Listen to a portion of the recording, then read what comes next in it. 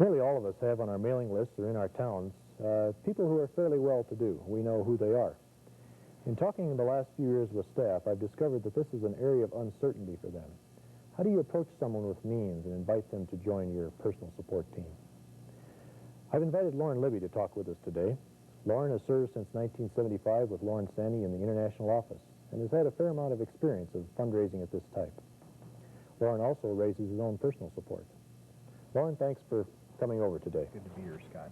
Now, Lauren, what suggestions would you have for our staff in approaching someone with means in their own area to join their own support team? Well, I think the first question that probably comes to a staff member's mind is, what is a large donor? Or what is it someone who would be a large donor to my ministry? And in my mind, when I think about that, I think about a person who would be able to contribute $100 or more on a monthly basis toward the local ministry and the staff member support. And I think the second thing is to realize that these folks are just like we are. They have the same needs. They're not unique. It's just that God has entrusted means into their care.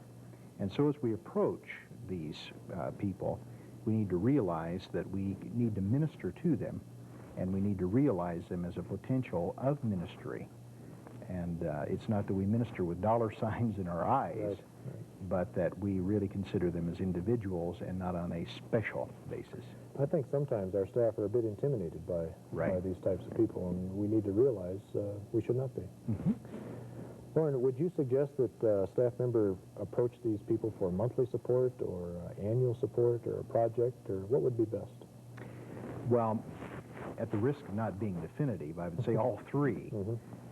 Many times regarding annual giving, large donors or a person who could give a substantial amount per month, $100 per month, likes to give annually. I remember I had a businessman in Florida tell me one time, when I asked him to consider a staff member's support for $100 a month, he said, well, could I just give a $1,200 check, because it's easier for me to cut one check. It costs less to have my accountant write out one check than it does 12 for $100 a month. And so in many cases, an annual gift is preferable. I think regarding cash projects, yes, many times a person with means likes to give to a cash project because it's defined, it's tangible. The issue is asking for the correct amount and giving the appeal to the donor's ability to give. So you're saying all three may be appropriate? That's right. Depending on the situation, depending on the donor, depending on the staff's particular need. That's right. Lauren, what about approaching these type of givers differently than our regular givers? Are there some differences in how we approach them? Well, I think one of the key things for a staff member to keep in mind is that when approaching a person who could give $100 a month or more to our ministry is to be very, very conversant on what the actual need is and what our ministry is, and have it broken out in very specific ways, because a lot of times these people tend to think in what's the bottom line, what's the actual cost of doing the ministry, so that we need to be able to put it in terms of salary, in terms of, many times I use the term expense account, because they understand from a sales standpoint that someone has to have an expense account. That would communicate. That would communicate to them. And I think the other thing is that we need to be able to articulate clearly what our ministry is, what our vision is, and what we really want to see accomplished, because people like this respond to vision. They don't respond to needs. Would you suggest that we paint the whole picture, the total financial need, and let them decide what they want to give, or is it right to suggest a specific amount for them to give? Well, I think we need to paint the entire need. For an instance, let's suppose it was a cash project for $9,000 for a car. But just like we're asking a person to consider $25 to $50 a month, we need to suggest a specific range for them to consider on a cash project or monthly. And the reason for it is because it serves them. They know what part they can play, and it also acknowledges the fact that they can have a major part in your ministry. And it just acknowledges the fact that you're really asking them to play a substantial part in the ministry. Have you also found that they like to know what else you're doing to raise the support? They don't want you to totally count on them, I'm sure. My guess is they would kind of like to know what else you're doing by way of raising the money and besides talking to them. Well, secretly, each staff member and I know you and I speak from experience, we'd all like to have a sugar daddy Well, yes. who underwrites the entire ministry. But a person who has the ability to give a substantial amount also realizes that he does not want us to become dependent upon that person.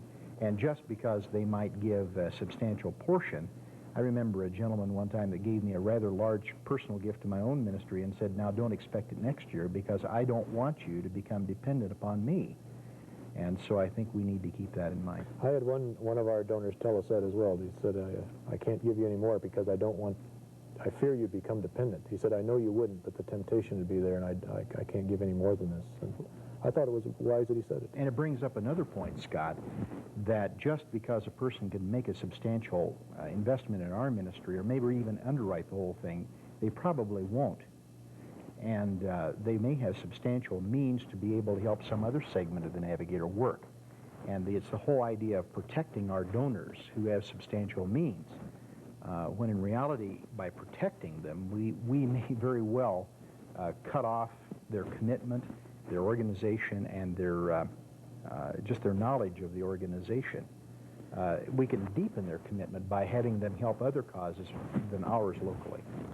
That brings up the question of should our staff, when they find someone with means in their area, should they contact the development department before they make a presentation of these people?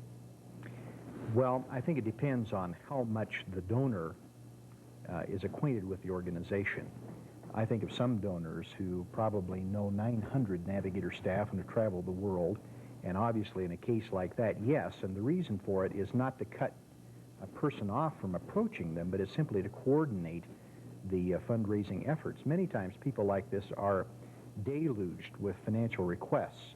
I was in a home of a gentleman one time, and he showed me a stack of letters this deep, and they were all requests, not just from Navigators, but from other Christian organizations. So it's more to protect the donor. It's not that individual staff members shouldn't ask for support, but it's an issue of timing, so that they don't get 4 Navigator appeals all at the same time. It could be embarrassing to the donor to have that happen, too. Certainly. It can be very embarrassing to the staff member. Yes, yeah.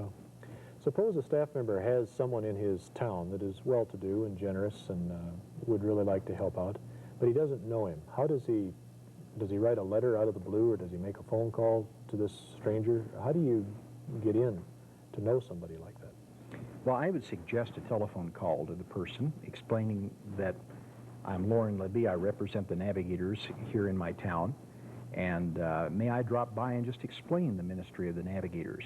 And that many times is the opening to be able to talk to someone.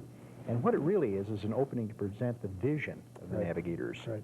And that's really what we're asking the Lord for the opportunity to do. And that's what you mentioned before. The large giver likes to see that vision more than the need. That's right. Vision tied with what we're asking God for in end results. As you've looked over our staff in the past few years, Lauren, what mistakes and pitfalls have they fallen into in approaching givers of this type? Well, I think there are several. The first one would be not being prepared in making a presentation, not having all the facts about their ministry. It's much like a church in terms of being able to explain our budget, being able to give information regarding our staff members worldwide. This is all information that's available if the staff member would just give a call. Many times a large donor also wants to know the overall picture other than just, suppose, in Omaha, Nebraska. They want to know what's happening in the United States. And not only that, but globally. The fact that we minister in over 60 countries is very important to a person like this. So I think not setting it in a broad enough context, we look at our own need and our own vision and don't set it in a broad enough context many times. I've been guilty of that. Yes. Any other suggestions or thoughts, Lauren, on approaching givers of this type?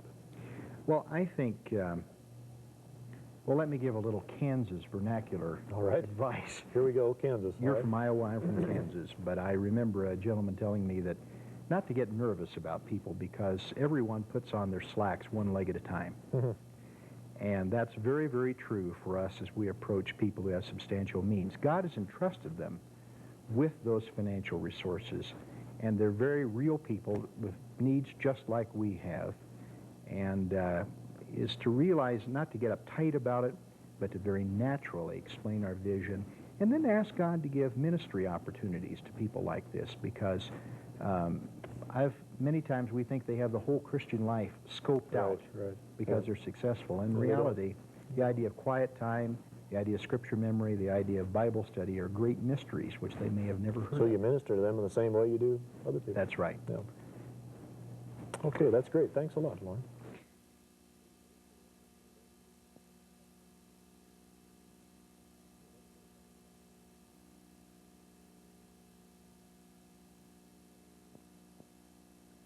From time to time, each of us has a need for a $2,000, $5,000, $10,000, or a $30,000 cash project. How do we go about this? You have a handout there. Let's take a look at that.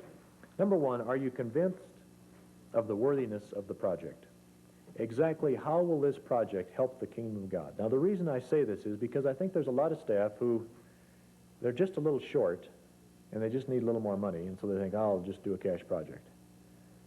Well, let's make sure this is from the Lord. Is this really going to help the kingdom? Secondly, brainstorm. Put down all your ideas. I mean all your ideas.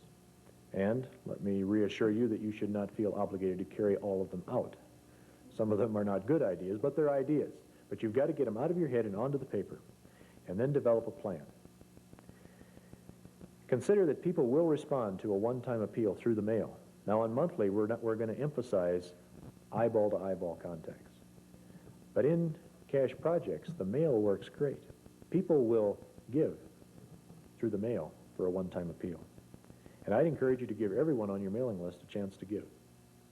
Now, sometimes we tell only our donors about a special cash project, and there may be a time when that's appropriate.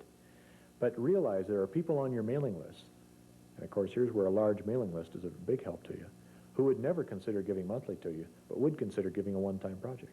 So give them an opportunity. Let them in on it.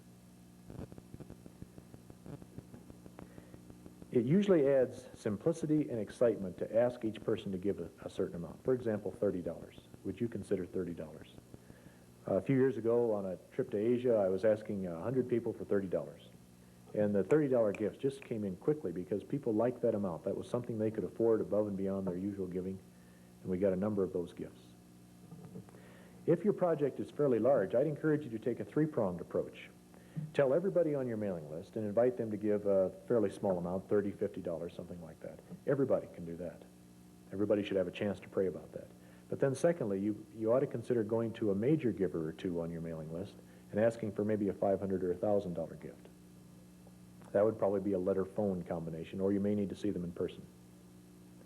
And then thirdly, the third prong would be to write a note to a dozen or 15 or maybe 25 people, inviting them to say something like this. You know, not everybody's going to be able to give the $30 that we suggested in the letter. So I'm wondering if you'd pick up the slack for somebody else. Would you consider 60, 90, 120, 150, or 300? And we found that a number of people would like to do that. So you've got a three-pronged approach there, and I think that's wise. To give them a deadline, and make sure your response vehicle is simple. You know, they send it right directly back to you. For missionaries, you may want to have it sent to someone here in the States. Now, have your thank yous already printed up and ready to go. And I put some blanks in it. I say, thank you for your gift of blank to our project. And I just write it in longhand. And then I say, you're the blank 21st giver. So far, blank $850 been raised. And I just fill those blanks in, and I answer the mail every day, and every day the thank yous go out right away. So the person sends in the gift, and by return mail, he gets a progress report. And I'll give him a prayer request as to how the project's coming and maybe something else. So have that all set to go. It does take time to do a cash project. You can't do it on the backstroke. It takes time. Okay, any questions or comments on cash projects?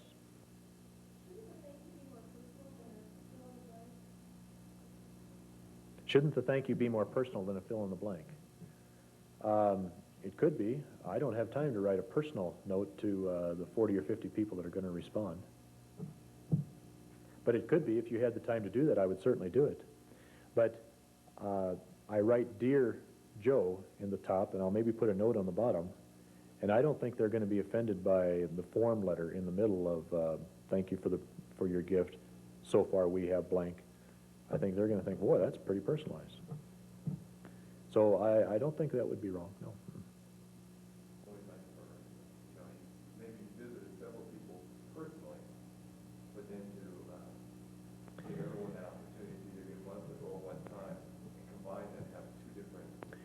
Yeah, the question is, should you combine a monthly and a cash project? I think you ought to keep them separate. And I would go for monthly first. Now, for those who are missionaries, I would encourage you to get your monthly first. Go for that. And then go for the cash. Now, you can go for the cash from the same people you got the monthly from, but I do it after they've made their pledge. After you've got your monthly up, now you can go back to them for cash. Because cash can be raised more quickly, it's more spontaneous. You can have a deadline that's just 2 weeks away and you can get a lot done even in 2 weeks. But I'd encourage you to keep it separate. If you don't, people that you really wanted to give monthly will say, okay, we'll give a cash gift, and then you're done for 4 years.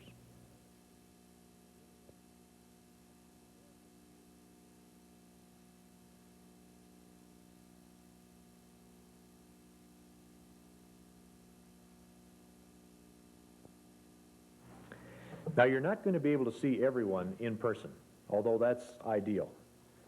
And I'm not giving you these suggestions on how to write an appeal letter so that you can, instead of going to see people eyeball to eyeball, you can just simply write these letters and get it done with. Eyeball to eyeball is still the best. You'll get more money, it will last longer. Take the time to do it. But if a person's on an aircraft carrier in the North Atlantic, you're not likely to be able to see them. So what do you do then?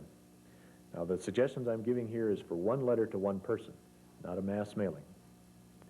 Number one, have one topic, and the topic is finances. Now, this presupposes that you know this person and you've done a bit of cultivation here. Of course, you can have a paragraph or two on catching up on the news, and you should do that. But I'd also encourage you to keep it to one page. One topic, finances, one page. Let's not hide the giving appeal on the third page, 18th paragraph, buried down at the bottom someplace and hope they won't notice but still give. That won't work. Number three, a warm personal style. Make it be your style. Don't try to copy what somebody else might say. Write to that individual. Picture their face as you write the letter to them. Make it warm. Make it personal. Show interest in them. Number four, urgency. Answer the question, why do you need the money? I don't know why I need the money. Then why are you writing a letter? Number five, a deadline. Why do you need the money now? And let's avoid poor talk on these. Let's not say, well, inflation is so bad. I think for missionaries we could say, we could make a comment about the dollar. People understand that. I wouldn't class that as poor talk. But let's avoid the statements of we're really in a hole and times are tough and the Lord is coming soon and I need your help. Let's try to avoid that. Number six, use a response vehicle, a pledge card, and have the envelope returned to you.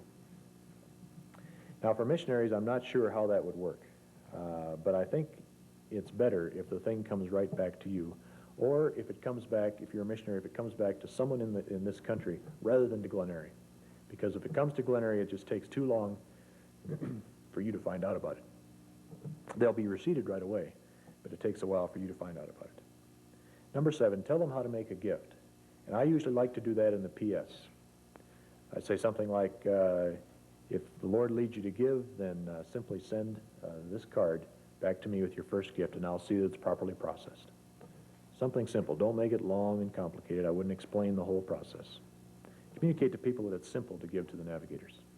Number eight, be sure to ask the question. Be sure to invite the gift.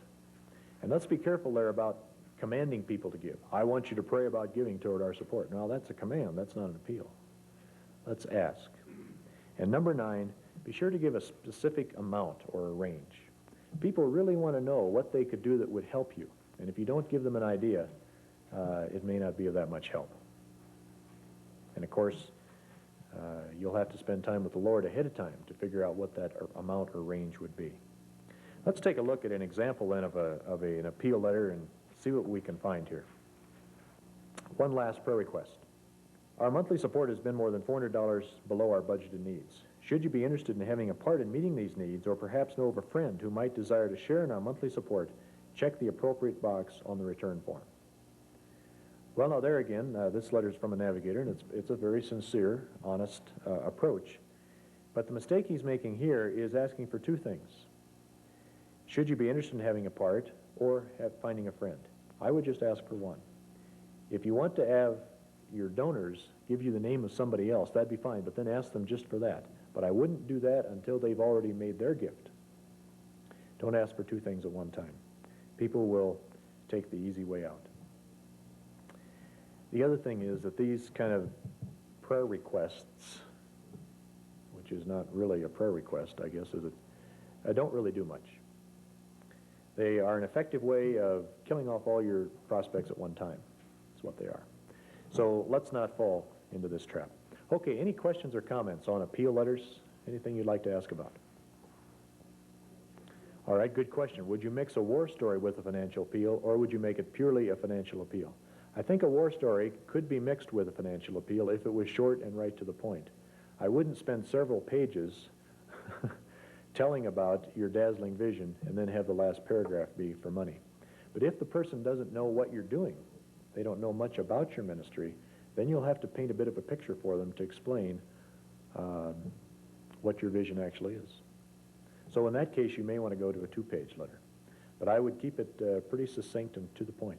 Now, the ideal is if you can cultivate people along the way, and you've been telling your dazzling vision to them for a year or two, then when it comes time to write the letter, you wouldn't need to do that. Okay, good question.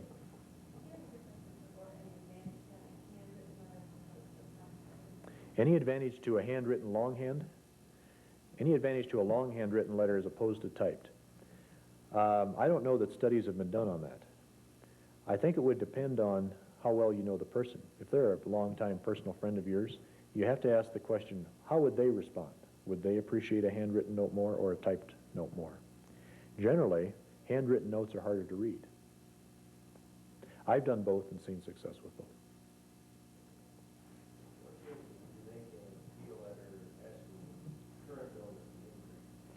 All right, what changes would you make in an appeal letter asking current donors to increase? I found that current donors don't increase really readily, especially just through the mail. I don't know what you found, but just the usual card that says, would you consider increasing?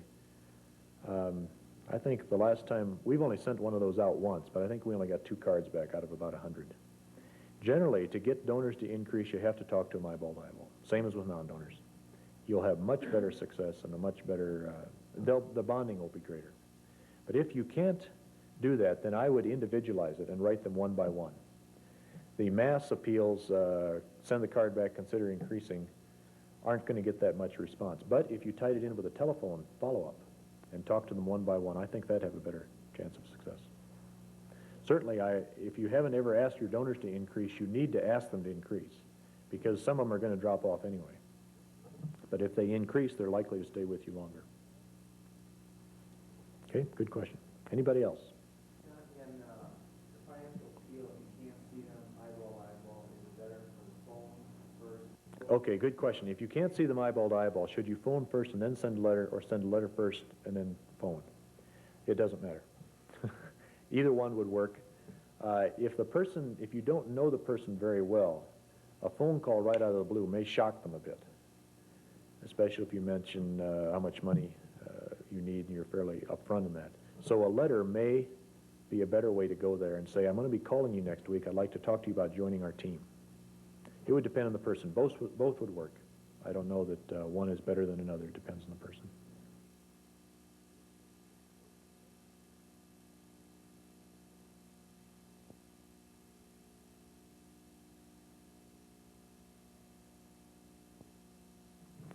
All right, today we're going to talk about how to keep your givers giving. A NAV staff member phoned one of his donors one evening, and his purpose was to arrange for a visit. This donor was giving $65 a month. It's funny you should call tonight, the donor said. I was just sitting down to write you a letter to tell you that we were going to stop giving to you. Hal said, well, I'm glad I called. That's interesting. I'd like to come by and see you anyway. And the donor reminded him that North Carolina was not exactly on his itinerary. Hal said, I'd like to come see you. As a result, instead of dropping his giving, he increased it to $100 a month. Now that's exciting, isn't it? Now I share this story to remind you that every month some of your givers are considering switching their support. Every week you have at least 1 or 2 donors who are praying about whether they should continue giving to you. And every day somebody is thinking about dropping you, even as we sit here right now. Your donors are considering how long they're going to keep you. They are getting ready to drop you. Even now, as you hear my voice, some are deciding what they're going to do about your support. So why are you still sitting there? The phones are in the hall. Go call somebody. Well, that's a comforting thought, isn't it? Campus Crusade has made this statement.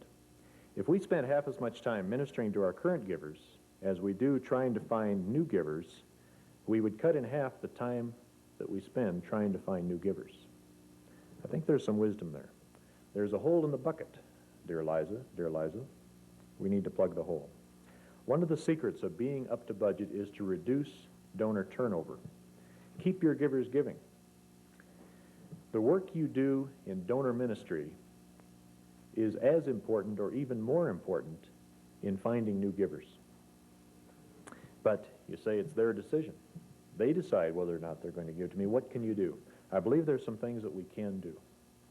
So you have in your notes a section on donor ministry. Let's take a look at that. Number one, accept donor ministry as a part of your calling. Accept it willingly.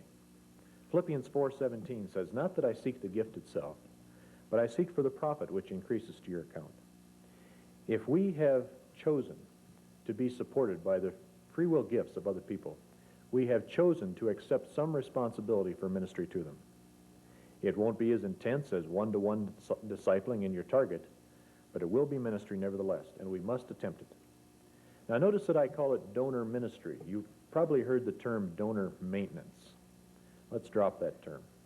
We're not trying to maintain these people like the county maintains a gravel road out in the country, or like insurance salesmen maintain their list of clients. These are people. We're trying to minister to them, not merely maintain them. Now, every field staff has two important ministries, his constituency ministry and his target ministry.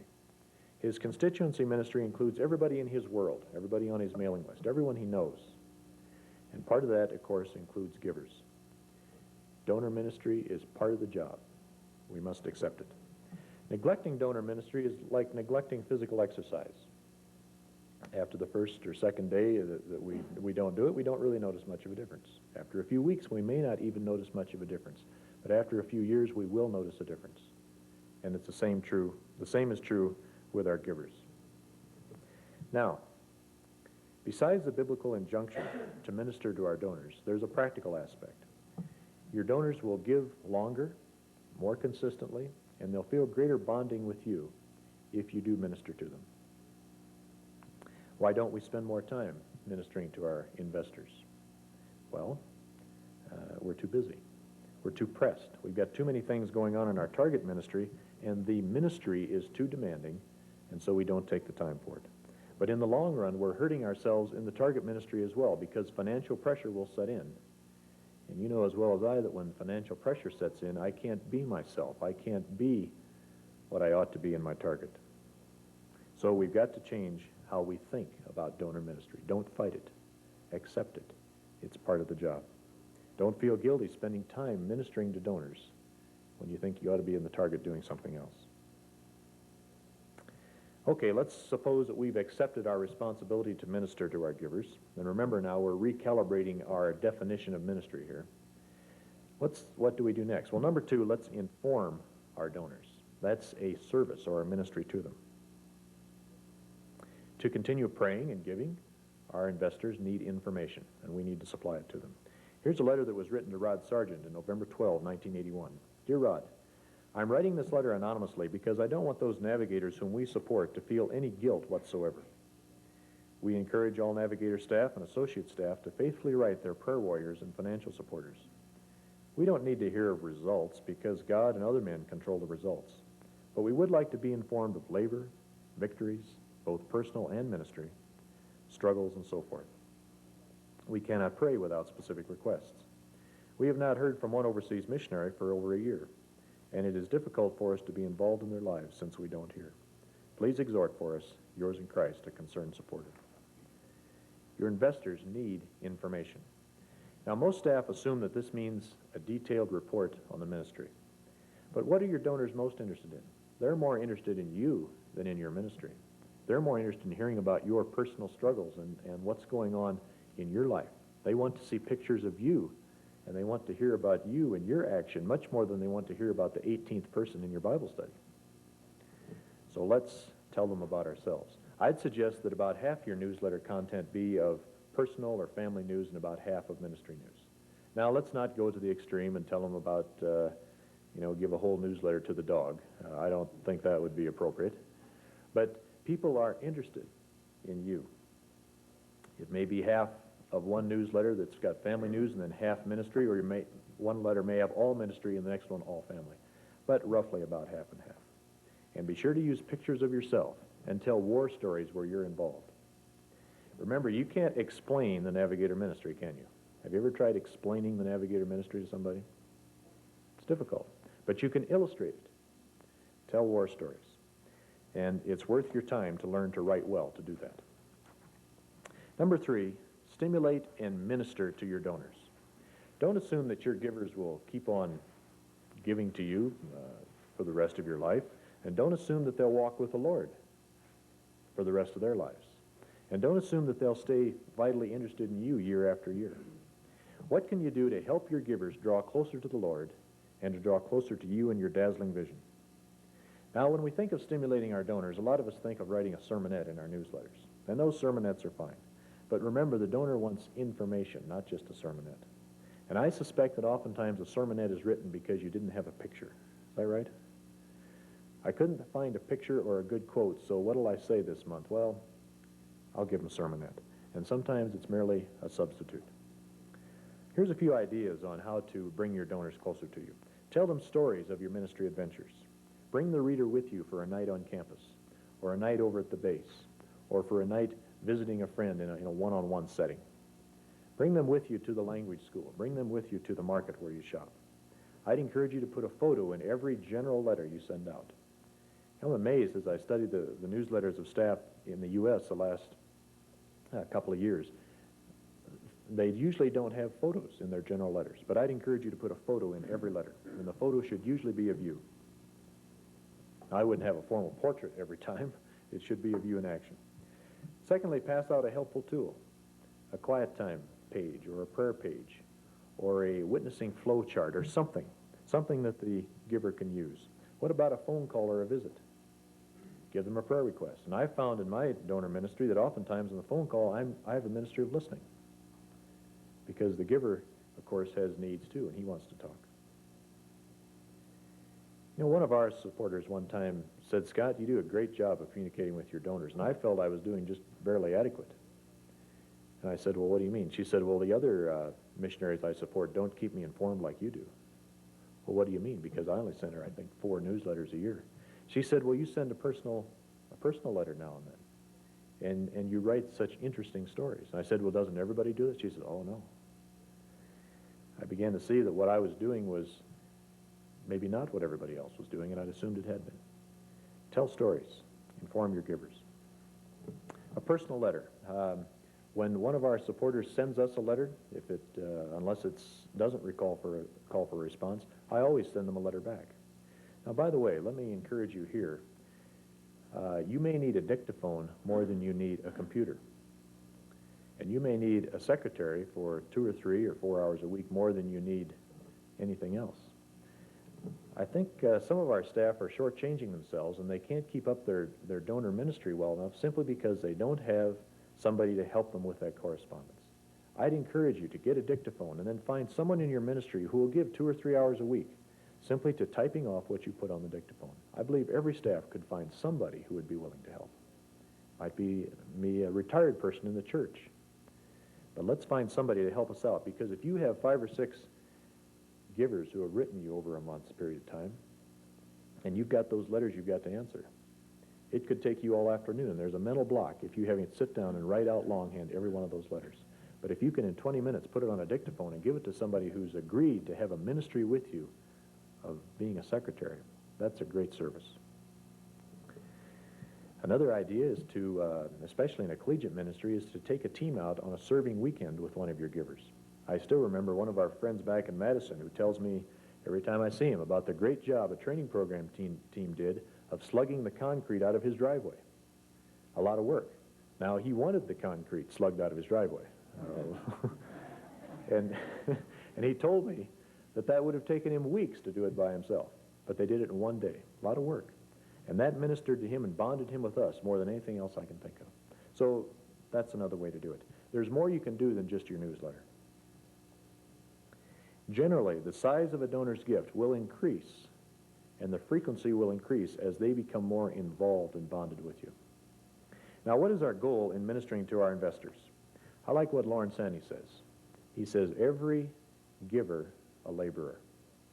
Every giver a laborer. Now, that's pretty idealistic, isn't it? I think of some of my givers are young Christians, and they've got some growing to do. But you know, take them where they are. If they're non-Christians, help them to come to Christ. That's your ministry to them. If they're young believers, help them become discipled. If they're disciples, help them become laborers. So our goal in our constituency ministry is the same as our goal in our target ministry. It doesn't take us long. It's less intense. We do it mostly by mail rather than in person. There's some differences, but the goal is the same. Number 4, appreciate your donors. The attitude with which you approach your givers will come through in all your communications. If you have a genuine appreciation for them, that'll come through. If you're a bit resentful toward them because they don't give enough, or you're resentful of having to take the time to write them, that will come through as well. You can't hide it. So let me ask you a question this morning. Do you genuinely appreciate your givers? Are you genuinely thankful for them? You know, Elma and I are amazed after we get the green sheets with the names on it. We just sit back and we almost laugh sometimes to think that these people actually support us. And we enjoy this work so much, we do it for nothing. But we're just overwhelmed by the generosity of these people. It's a miracle. In Luke 17:17, after cleansing the lepers, Jesus said, "Were there not 10 cleansed? Where are the 9? Was not one found who turned back to give glory to God except this foreigner?" Gratefulness. It's disappearing from society today. Let's be sure to include it with our donors. Now, I'd like to introduce you to the concept of tremendous trifles. What is a tremendous trifle? A tremendous trifle is a small, informal, spontaneous act of love. In church one day, I ran across one of our givers. And I said, "Everett." "Oh, hello, Scott." "Everett, I was thinking about you last night." "Oh, why is that?" I said, "As I locked the door to our house, I thought of the good work you did on these doors, and I appreciated your repairing them so much. I just thanked God for you again." He said, "Really?" And he beamed. It took 10 seconds in the hallway at church one morning. Now, I'd already thanked him in person. In fact, I'd even sent him a book for helping us out. This would have been the 3rd time I would have thanked him. And I believe we can overdo it, but I know that 10 seconds in the hall was a real encouragement to him. That's a tremendous trifle. You can't really plan it. You just have to do it. I believe that these small, informal, spontaneous acts of love are probably more important than anything we could plan. You just have to do it. What are some other ideas? Well, when you see an article in a newspaper that you know that one of your donors is interested in, just cut it out and send it to them. Thought you might enjoy this. For missionaries overseas, sending some artifact from your country would be a great way of communicating to a giver that you are thinking about them and care about them. Taking care of something for them through the Navigators, if they're having a hassle getting materials or something, help them out. That'd be a good way of doing it. Number 5, segment your list. Not all your friends and not all your givers have the same degree of interest in you. Some of them pray for you every day and put your newsletter on the refrigerator. But some of them can't remember if you're with the Navigators, Campus Crusade, Youth for Christ, or the World Home Bible League. They just don't remember. And they forget that it was 10 years and 2 moves ago that you lived in Missouri. Chuck Strittmatter told me that upon coming home on furlough, he felt that the attention span of his givers to hear about his ministry overseas was about 10 minutes. So don't be alarmed if they want to change the subject rather than hear about what you have to say. Why should all these people get the same amount of information? I'd suggest you categorize your list. Why should you send monthly letters to people that are hardly interested? And also, if you try to send the same thing to everybody, you'll have to water it down a bit, and it won't be the real you coming across. So let me suggest at least segmenting your list into 3 different categories. First, a general audience. Second would be your givers. And thirdly would be prayer warriors or a support club. And have a different game plan with each group. Now, there may be other segments you think of as well. If you're in collegiate work, you may want to have an alumni section for everybody that's graduated from the university where you were associated. Now, here's what I do. I send 4 letters out to the general audience, usually in January, May, August, and again in November. Something like that. Then to donors, I'll send a couple of more. So the donors get the 4, but they also get 2 more. And I'll send the donor letter out in perhaps March or July. Then the prayer warriors, or the support club, they get the 4 and they get the 2 because they're all givers, but they also get these informal prayer memos about once a month. So the prayer warriors hear 4 plus 2 plus 12, 18 times a year. They're the ones that really want to know. They're the ones that really pray. They're the ones that think about us. They should have more information than those people that can hardly remember what organization I'm with. Number 6, plan your donor ministry strategy. Don't just let it happen. I'm afraid that most of us wake up at 2 a.m. We think, oh no, I haven't sent a newsletter out in 2.5 years. It's time to get one out. I've got to get one out by 10 o'clock tomorrow morning. And so we're going to go after it. But we don't have a picture, we don't have a quote, so we put a sermonette in the letter and ask our wife to get it in the mail, addressed and notes written on it before nightfall. Not realistic. Let's not have any of these 24-hour wonder newsletters. Take the panic out of it. For example, find a photographer in your ministry, somebody who can take pictures and supply him with a few rolls of film, and then give him a sheet of paper that says, here's what I want. I need pictures of this, this, and this. And give him a deadline by when you want it, and give him some suggestions as to how he can get it. But that will really help you. It's worth the money. Out of the 3 rolls of film, there may be 1 picture that's good. Because a lot of people who say they know how to take pictures, of course, just like to take pictures. That doesn't mean they take good pictures. But that'll be a great help to you. Also, quotes. Write down a quote when you hear it. You think, I'll remember that. No, you won't. Write it down. I like what Carrie Sidner does. When she has an interesting event, an interesting thing happen, or here's an interesting story, she goes home and writes it down that night before she goes to bed. And then she files it away. Then when it comes time to plan her newsletter strategy, she's got there illustrations, quotes, everything's set. That's an excellent way of doing it. Now, your strategy should not be all newsletters. There's other things you can do. Here's a plan that I have. Once a year, I try to send a gift to our support club, our prayer warriors, and sometimes to every donor. That's once a year. That's in addition to newsletters. We also have the goal of visiting about 20 donors a year. Now, of course, if you're overseas, that can't happen, of course. We also try to write on about 25 to 50 newsletters a note.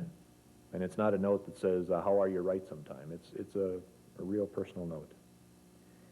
And I also have the goal to respond to a new giver within 24 hours. And then I also try to respond to every time a donor writes us, I try to write them within the week. And that's where the dictaphone comes in handy. Other things you can do, you can send postcards on trips, and for those that are missionaries, that's a great thing to do from your country, just sending a postcard. Costs a little more, but it's worth it, especially when they get that big foreign stamp. That means a lot. Now, here's another idea, something that I've tried that may be of help to you. It's called the Prayer Warrior of the Week. This is where I send out on Thursday morning. I'll send out this memo here.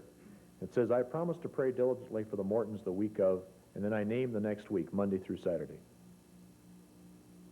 And I write out longhand the major requests, I write out what's on my mind, and I write out other news. And you can see the couple there, they are pledging that they will pray for the Mortons in the following week. And so they get a bit of a chuckle out of that, but I believe that they take it seriously, that they're the prayer warriors for the Mortons for that week. You could do something like that, not that complicated. So they get it on the following Monday, and that's their job. Number 7, keep accurate records. Every staff must keep a 12-month record like the one you have before you. Now let's take a look at what could be done with a 12-month record sheet like that. All right, the example that you have before you is Jim Aamatic. Now notice Jim's giving record. It looks like he's trying to give $15 a month or maybe $15 every 2 months. He's not real successful at it. He's one of those that might be classed as an erratic giver and someone that we'd want to help become more faithful, someone we want to disciple in the area of giving. The NN means that I sent him a newsletter note on those 2 months. Bill Amley started giving $30 a month in May of 1985. These names are fictitious, by the way. MS means that I sent him Master Secrets of Prayer. And when we get a new giver, we always stop the world, and within 24 hours I write them a thank you note, and I send them this little booklet called Master Secrets of Prayer, which helped me when I was a young believer, struggling to grow in the Lord back at the fraternity house in Ames, Iowa. And I tell them that story of how this booklet helped me, and I welcome them to the team. So Bill got that the day after we learned of his $30 gift. But notice also he increased in January of '86 from 30 to 35. That's a change of pace in the giving. And as you keep records like this, you'll know when your givers are changing. And as soon as they change, you need to make a comment, especially if they increase. One of our givers increased from $17.50 to $18, a 50-cent increase. He got a letter from me. Good work. You did well. So let me encourage you, every time you see an increase in a donor's giving, right away, you've got to affirm that good action. Peter Adams, you can see, is an annual giver. Gives it in December of every year. He might be a person we could approach for a project. He's been giving $500. Maybe he could be approached for a $700 or $800 project sometime, along about November 15. Steve Angel is a faithful $5 a month giver.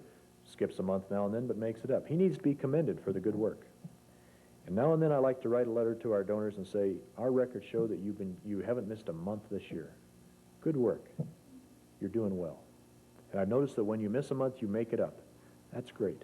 Commend them for the good work. But if you don't keep a record, you won't be able to do that. So this is a must. And I'd suggest that you try to keep it for several years on one page so that you don't have to always be changing page. You need to see maybe 4 or 5 years at one crack. Another record that we need to keep, and I keep it simply on a Rolodex card, is a bit of information about the giver. The names of their children, their job, perhaps a long-term prayer request. It doesn't need to be any more complicated than this. It can be kept on a simple Rolodex card. And then when I'm calling them on the phone, I get the card out and I'll jot down some notes. Another record that one of our staff in Michigan developed, he likes computers. He got this information back from his givers and then put it all on his computer. It's a great idea. He's got it all there. Now, if you'd want to get a little more sophisticated, you could actually combine the friendship facts with the gift record. So at the top of the page, you have friendship facts. You have some information about the giver, and at the bottom, you have their gift record.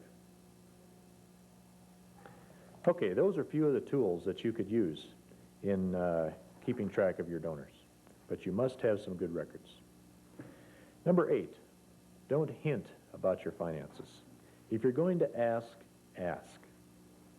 Now, one staff asked me one time, he said, but Scott, I want people to pray about our finances. I said, why don't, instead of telling everybody then, why don't you pick out half a dozen good friends and ask them to pray earnestly about your finances? Because most of the people you write to ask to pray about your finances, they're not going to pray about them anyway. Find a half a dozen good friends. Ask them to pray. But here's the typical thing. This is from a NAV newsletter. It's the third prayer request on the second page. The prayer request is increase financial support to meet increased expenses. Now, what are the donors going to do with that? Are they being asked? Well, no, not technically. But as I confronted this staff member, I said, why'd you put that in there? He said, well, I wanted prayer. Come on now, why'd you put it in there? He said, I also wanted them to give. He said, it was in my mind that they would perhaps pick up the hint. Let's not do that. In fact, it scares donors off rather than helps them anyway. You may not intend it as hinting, but that's often the way they perceive it. One of my friends at our church on our mission committees, I asked him about that. What do you think about the prayer requests for money? He says, quote, I feel guilty when I hear about a financial need and can't do anything about it. So we're really not helping the givers. Number 9, affirm a new giver within 24 hours. A new giver needs to know that you got the money and that you needed the money and that it was a big help. If he sends his gift into headquarters on the 28th, he's received on the 2nd of the next month, and you hear about it on the 10th of the 3rd month. Overseas, perhaps longer. So he needs to find out. He waits 5 or 6 weeks, and he needs to find out right away, your money came through today. If I've been on a trip or something and I haven't gotten a record of it, I'll say, our paycheck came yesterday, and your name was on it for $25. Thank you. So even though 5 or 6 weeks have passed, you can let him know that you just found out about it today, which is true. So I like to use that phrase. Our paycheck came today, your name was on it for $25. Thank you. Good work. And I also give them the Master Secrets of Prayer booklet. When I was working on the newspaper in Missouri, it was December 23rd, about 3:30 p.m. I was getting ready to take about a 6-day break, and so everybody else in the office already had. But Bud Toller of Columbia Appliance called up and said, Scott, come on up here. I want to run some ads. I said, today? Got to talk to you today. So I was set to go home and celebrate, but instead I went up to Columbia Appliance, and he started laying out full-page ads, one after the other. More advertising than he'd ever run before. And I was sitting there glumly, just kind of getting it done, waiting to go home. About halfway through, he said, something wrong? No, nothing wrong. He said, well, do you think this is a good idea for me to run these ads? Then I realized what I was doing. I had not affirmed him for his good action. So I dropped my pad and I said, Bud, you're doing a great thing. And I became enthusiastic suddenly about what he was doing. E. Stanley Jones says this, almost without exception, good performance that is unnoticed deteriorates. I like that. Almost without exception, good performance that is unnoticed deteriorates. We see that with our kids. We see that in our ministries. Let's make sure that we commend our supporters for their good performance, whether it's in giving, whether it's in prayer, whether it's in keeping in touch. Jesus immediately complimented the faith of the centurion in Luke 7:9. I tell you, I have not found such faith even in Israel. Right on the spot. When I discover a new donor, I stop the world, and I commend this brother or sister for their good work right away. What could be more important than stopping your day to either call them or send them a letter saying, we got your money today. Thanks a lot. Here's a special prayer request. Donor ministry. It is worth the time and the energy. Keep your givers giving. It's their decision, but you can help them with it. But you've got to take some time. All right, I wonder if there's a question that anyone has. If you'd like to talk, ask a question today about donor ministry, why, let's take a minute for a question.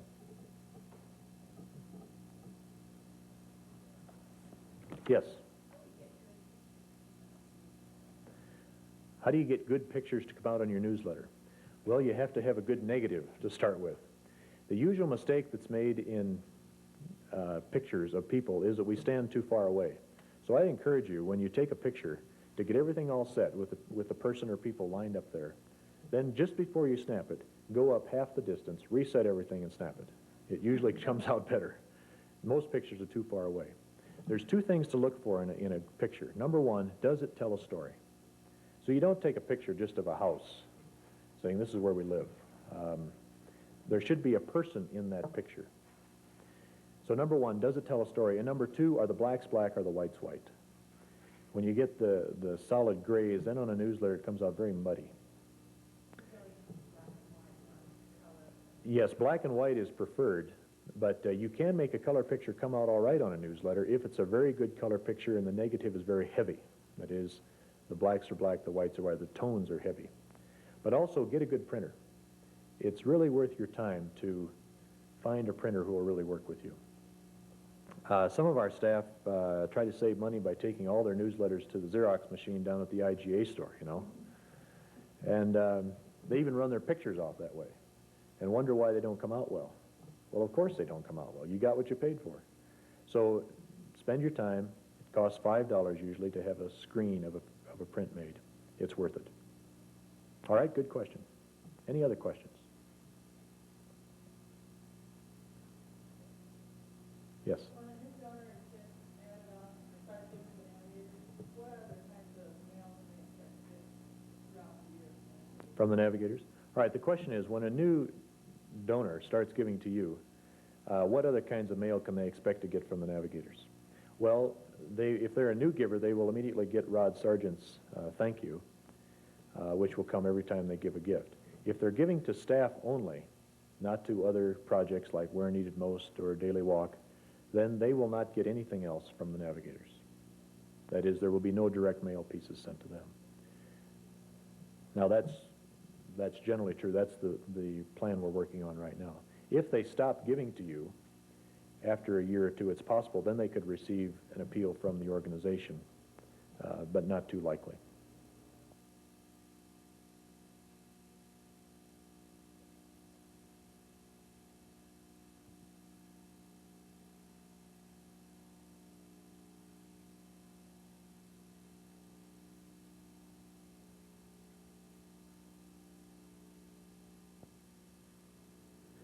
All right, this morning we're going to talk about newsletters. You can write better newsletters, and you don't need a graduate degree in English to do it. Now, you'll discover in this session some new ideas, and you'll also find out some things you're doing wrong. And we'll have a mourner's bench at the back for all of those who are overcome with guilt and bad feelings. Let me encourage you to find 3 things that you can do on your newsletters to improve them. Don't be overwhelmed with all the things you'll hear today. Of course, everybody has opinions on newsletters. Let me encourage you to pick out 3 things you'd like to change on yours. 1 Corinthians 14:8 is not a verse on newsletters, but it is a good verse on communication. It says, if the bugle produces an indistinct sound, who will prepare himself for the battle?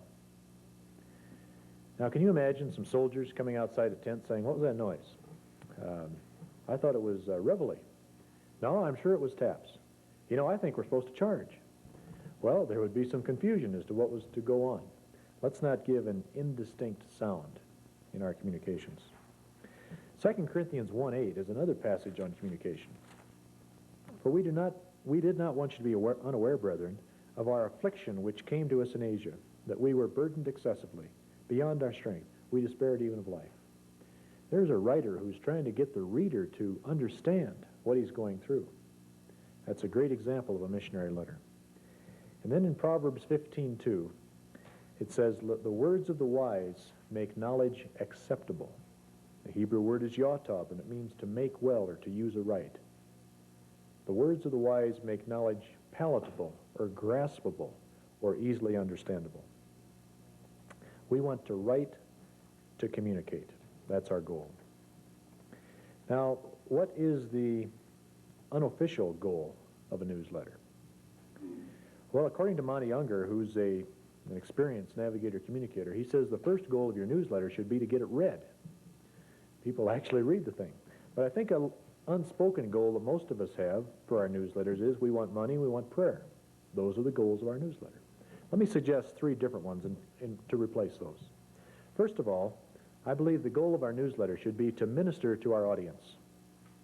To minister to our audience. To bring them closer to Christ. A woman wrote us one time and said, Dear Scott and Elmo, I became a Christian last week. Now I know what you were talking about in your newsletters for those 3 years. Now, we didn't even know this woman. Somehow she got on our list. But we wrote our newsletters such that a non-Christian could understand them. And she thanked us. She said, your newsletters had a part in my coming to Christ. I'd like to thank you. Interesting. We were bringing her closer to Christ and didn't even know it. Secondly, our goal of our newsletter should be to express appreciation. To express appreciation. And thirdly, to stimulate readers regarding your vision. To stimulate readers regarding your vision. Bonding. Your letter is a ministry, whether people give or not. So let's get that money goal out of the back of our mind. The key question is this: do you think that it is worth the time, the energy, and the money that it takes to write well? Whether or not you are a good communicator depends on your answer to that question. Do you think that it is worth the time, the energy, and the money that it takes to write well? Will the kingdom of God be enhanced if you write well? I believe so. I believe it will. If your answer to this question is no, you'll communicate that whether you try to or not. If you secretly resent having to write newsletters, that will come out. You can't hide it. Competition. Today there's a lot of competition for a reader's attention. Now picture the scene. It's the kitchen counter of one of your donors. And it's about 3 o'clock in the afternoon. There's a video there from a new, video flyer there from a new store that opened up down the street. That's laying there. There are several pieces of junk mail lying on the counter. And of course, junk mail is what other organizations send, not what the Navigators send. There are other NAV staff letters. You probably would also associate that as junk mail. There are some utility bills there. There's a Reader's Digest sweepstakes letter there that you just know you've won. There's a newspaper there. There's 2 magazines with curled up edges lying there in a pile. And there's a puddle of orange juice from an afternoon snack. There is also a pile of arithmetic papers from 6 months ago that were finally brought home today. And your letter is lying in the middle of that pile. The fate of your newsletter is going to be decided in a few seconds. It won't take long. As the reader thumbs through this pile of miscellanea, what is going to make him want to reach in and pull out your letter and read it? Will it be the color of the envelope? Will it be whether it's third class or first class? Will it be a personal stamp on the corner? Will it be the Navigator logo? Will it be a personal logo that you drew yourself? Will it be a smiley face with the word hi written on the outside? Will it be a scratch and sniff sticker that smells like red licorice? Is that what will do it? What will make that reader pull your letter out and actually read it? Well, it won't be any of the above. 2 things. Number 1 will be your relationship with that reader. And number 2, your track record for how you write. If you have a history of writing dull, boring newsletters, even though that person is a friend of yours, they're going to find it hard to read that letter. A person told me the other day, he says, I give to a NAV staff, but I can't stand to read his letters. I said, really? He said, yeah, I support him. I love to support him, but I said, I never read his letters. Waste of my time. It was a first-class letter. So what am I saying? I'm saying, yes, we should use sharp graphics. Yes, we should use sharp envelopes. But the best thing you can do for your audience is to learn to write well. That's what we need. 2 things, your relationship and your history in writing. Now, we're going to do a writing exercise this morning that I know you're all waiting for. But before we do that, we're going to take a look at a checklist for writing a good newsletter. And you have that in your notes, so let's take a look at that. Checklist for writing a good newsletter.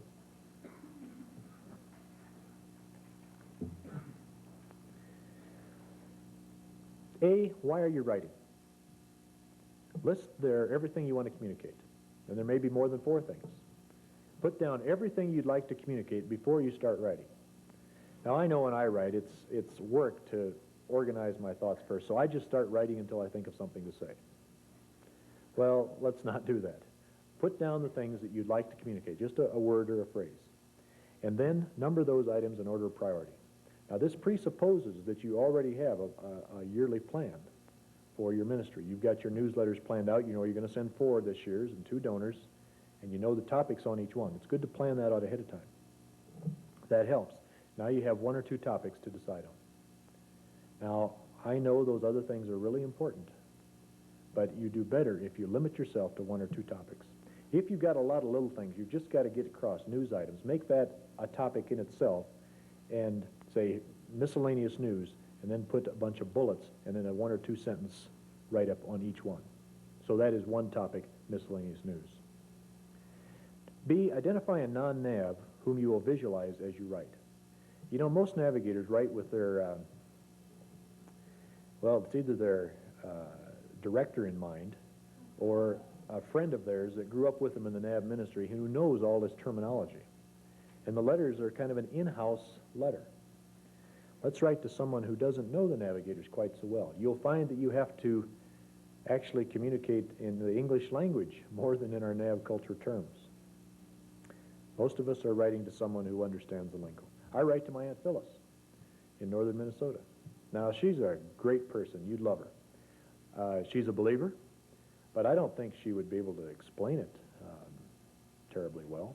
And she doesn't know what a DM is, or a TL, or an SCL, or a DD. She would know a DD if you walked in the room. Some of you probably wouldn't either. But anyway, let's write to someone who's not a navigator. So jot down a name right there, right now. Jot down a name of someone that is a non-navigator that you could write to. They're warm and friendly toward you, but they don't know all the lingo. They're not in your culture. Can you think of someone? Does someone's name come to mind? All right, C, how do you want to communicate your topics? Pictures, artwork, quotes. Lay out a page and write draft 1. Now let your draft sit for a day. Don't feel obligated to take it to the printer this afternoon. Let it sit for a day. D, who will critique your draft? Gentlemen, it must be your wives if you're married. If you're not married, your roommate, maybe a couple of people. And preferably they're some non-navigators again. And you have to rewrite it at least once, maybe 2 or 3 times. So you write the second draft, you let it sit for a day. You write the third draft, you let it sit for a day. It gets better and better each day. It sparkles by the end of the week. So let's not have any of these 24-hour wonders newsletters. You know, I thought of it this morning and it's out tomorrow morning. It'll look like it.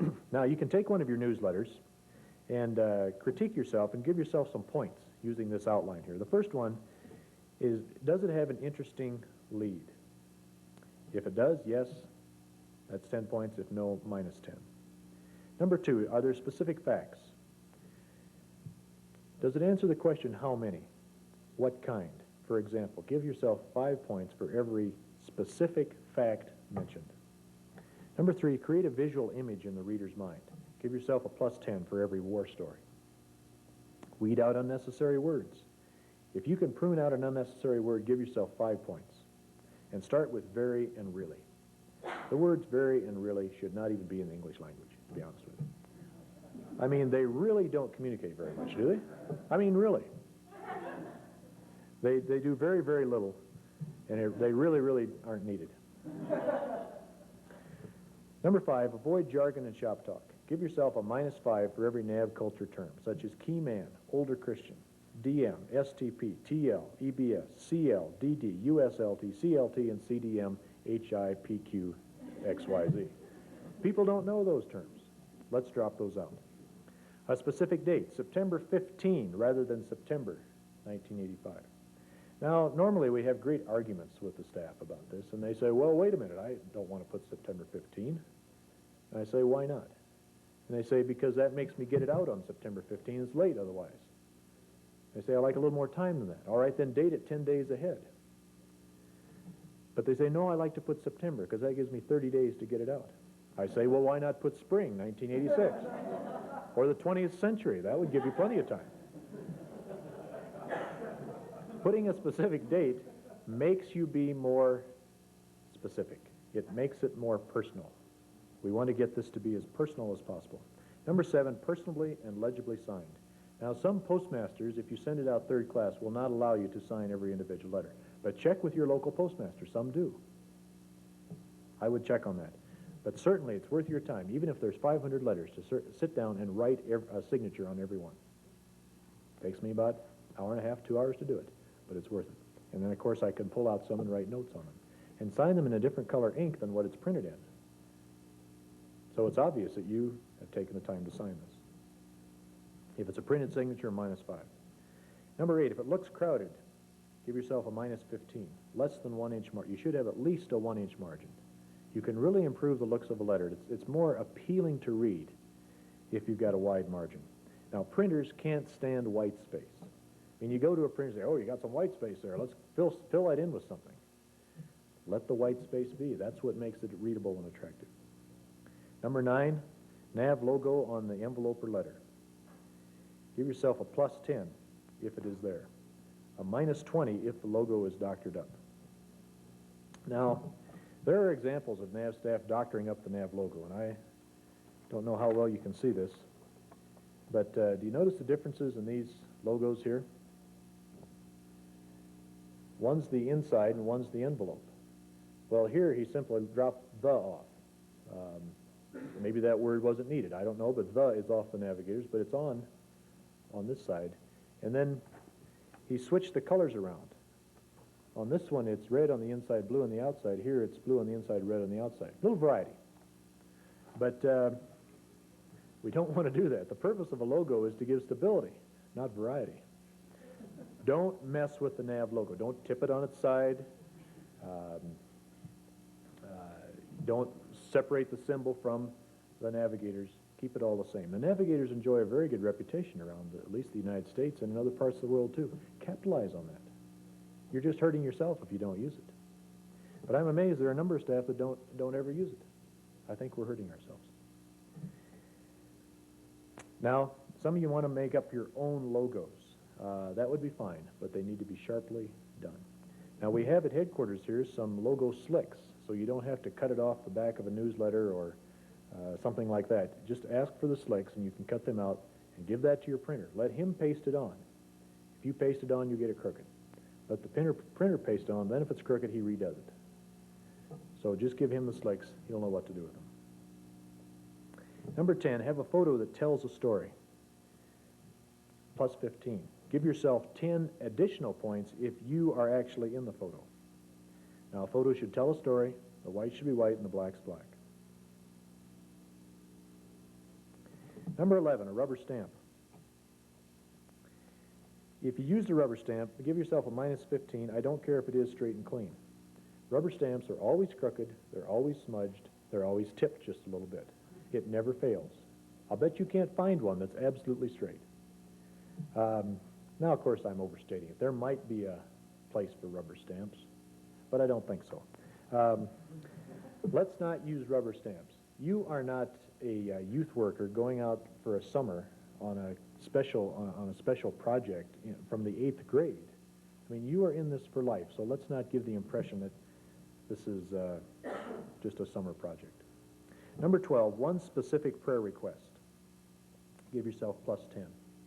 2 or more, a minus 10, unless it's for a prayer club.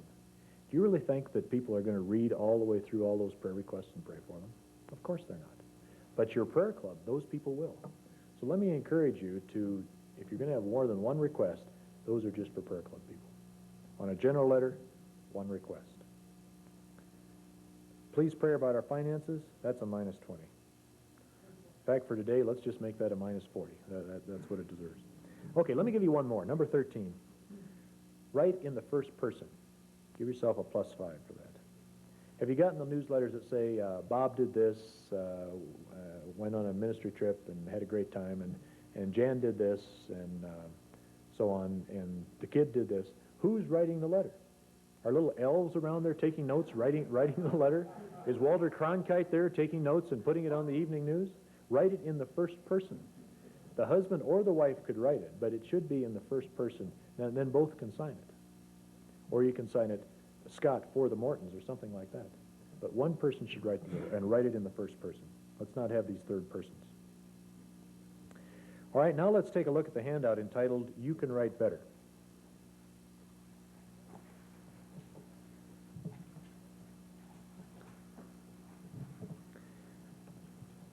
You can write better.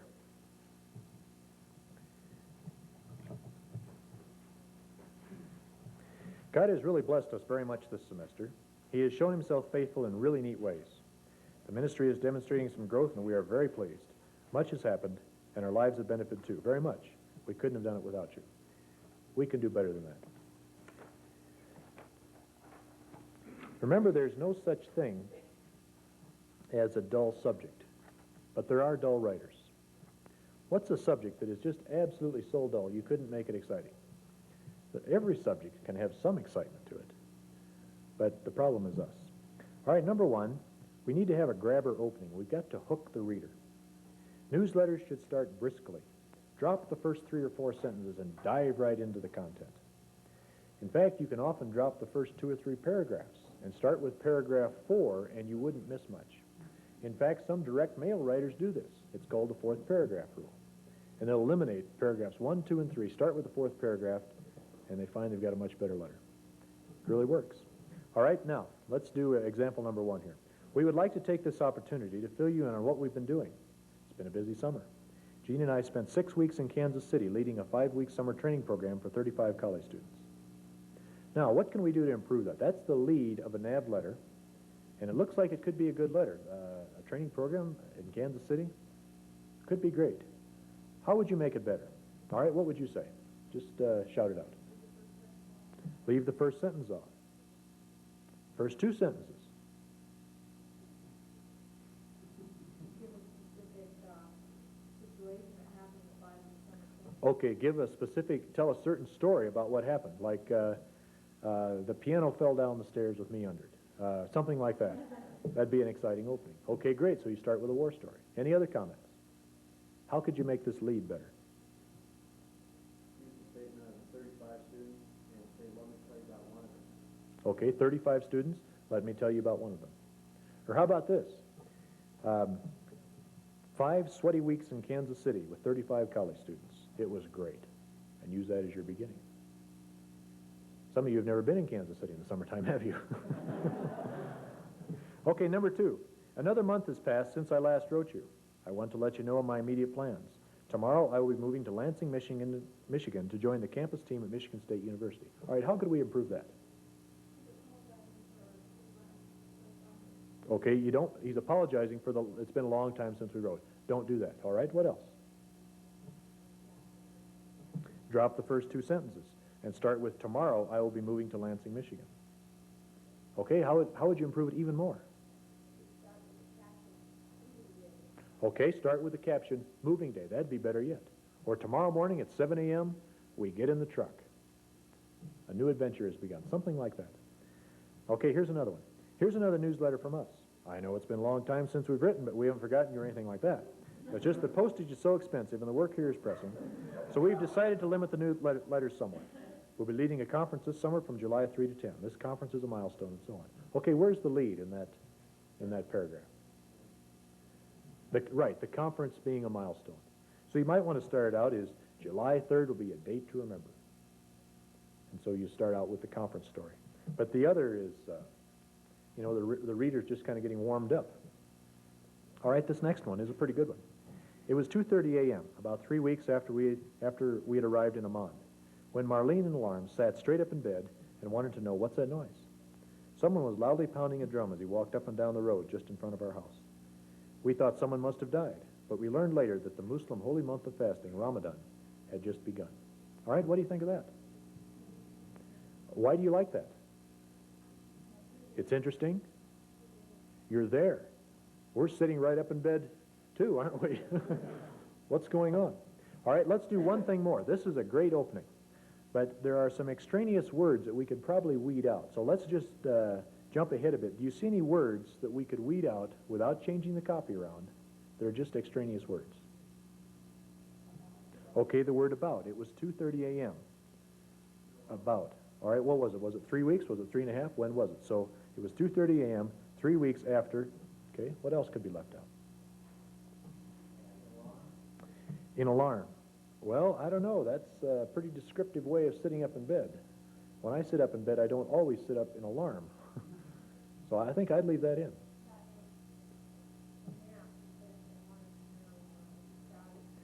Okay, sat straight up in bed, comma. What is that noise? So the and wanted to know could be left out, couldn't it? All right, very good. Okay, we could get rid of had in the first sentence. It was 2:30 a.m., 3 weeks after. What about arriving in Amman? It was 2:30 a.m., 3 weeks after arriving in Amman,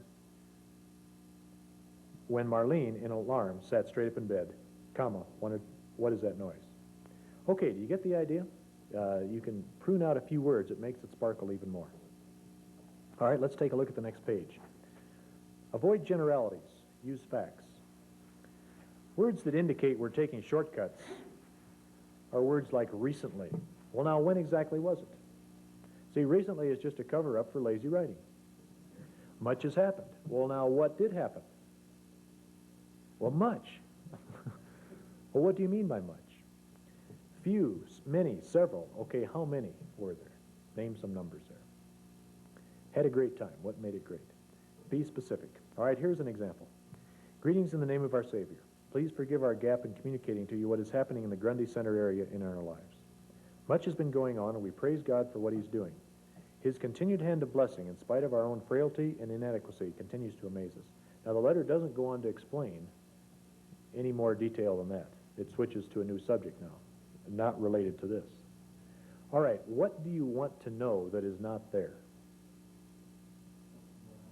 We want to know what's been going on. Anything else?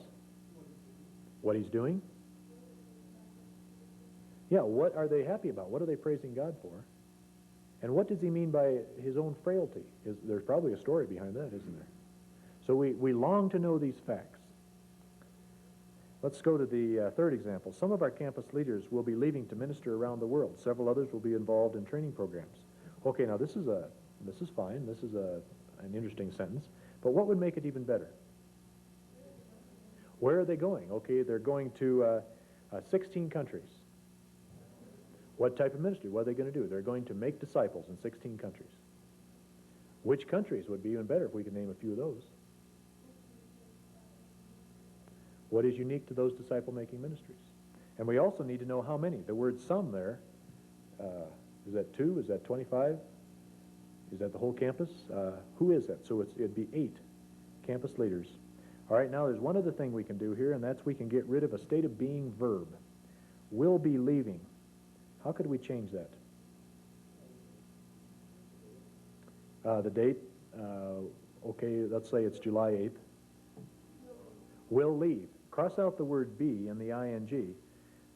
18 of our campus leaders will leave July 8th. Just getting rid of that word be. Drop as many of those as you can. All right, the next thing is to create a visual image in the reader's mind. And you can do this. You have great opportunities to do this. Now, I want you to close your eyes, and I'm going to read this paragraph to you, and I want you to try to picture something. All right, close your eyes. I want you to try to picture something as I read. Okay, everybody got their eyes closed? Are your eyes closed?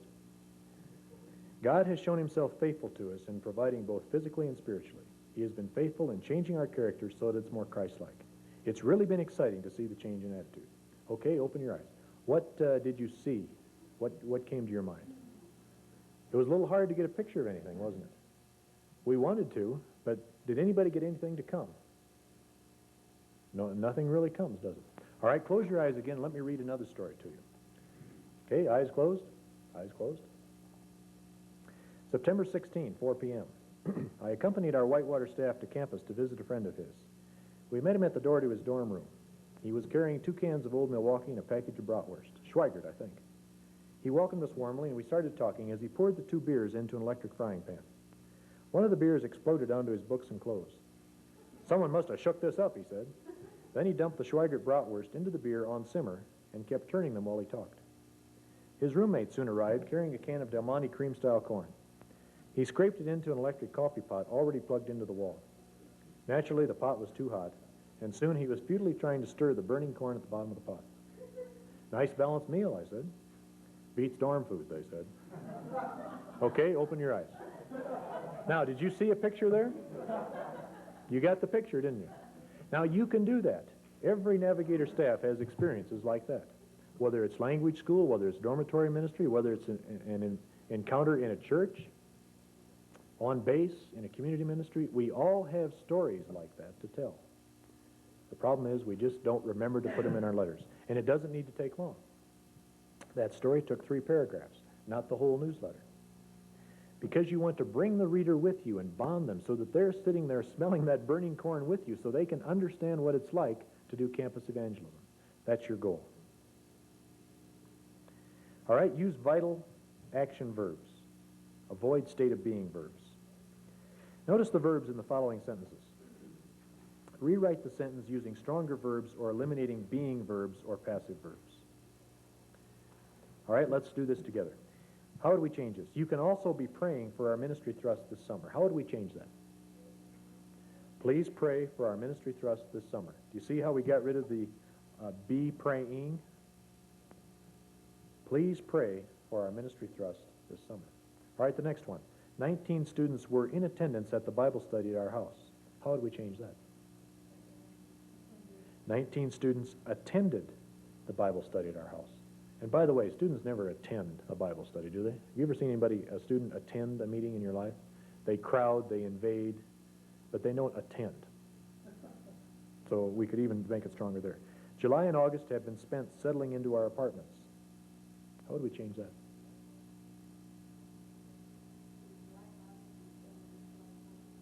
In July and August, we settled into our apartments. See, in the original sentence, it's passive. We're spent settling. It was done to us. He made reference to an earlier talk. How would you change that? He referred to an earlier talk, from the passive to the active. It's very simple. You can do that, and you'd be amazed how much that will make your writing sparkle. I will be receiving my assignment next month. How would we change that? I will be receiving my assignment next year, right? I will be receiving my assignment next month. How would you change it? I receive my assignment next month. Okay, now let's go to the section on weeding out unnecessary verbs, unnecessary words. Good writing is concise. The Lord's Prayer has 56 words. Lincoln's Gettysburg Address has 266. The Ten Commandments, 297. The Declaration of Independence has 300. A recent U.S. government order setting the price of cabbage has 26,911. That's stolen from David McCaslin's How to Write Effective Newsletters. Here's a note from Dear Abby, and of course, I didn't read this. It was given to me. I don't read Dear Abby. Dear Abby, I'm tired of hearing the word basically used over and over, and here's the prize story. My prize story concerns a prominent athlete who was asked in a television interview where he was born.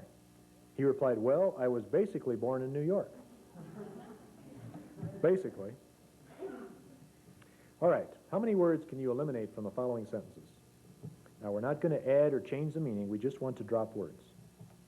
During furlough, it has been very refreshing for us to have a series of visits and contacts from those we've ministered to in the past. All right, what words can we eliminate there? All right, the word very.